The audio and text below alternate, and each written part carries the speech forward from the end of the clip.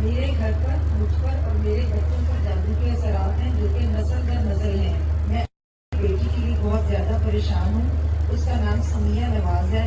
وہ بچپن میں مغرب کے وقت ایک پارک میں ڈر گئی تھی، یعنی کہ پارک میں کسی گئی نہیں تھی تو وہ ڈر گئی وہاں پر۔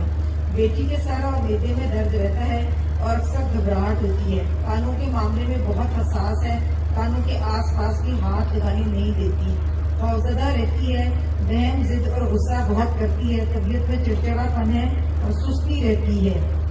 اور انہوں نے یہ بھی بتایا کہ گروتھ نہیں بچی کی ہو پا رہی صحیح طرح، اور رشتے کا بھی کوئی سبب نہیں بن رہا۔ نماز اور قرآن میں دل نہیں لگتا، پڑھتے ہوئے بے چینی ہوتی ہے، اذان کی آواز پر بھی گھبراہٹ ہوتی ہے۔ اور وہ خود کہہ رہی ہے کہ میری اپنی بھی طبیعت ٹھیک نہیں رہتی، بہت بیمار رہتی ہوں، میرے شوہر کی وفات بھی جادو کے سبب سے ہوئی۔ تو بیٹا اثرات ہیں ان کو نا، اس بچی کو بھی، اس کی والدہ کو بھی۔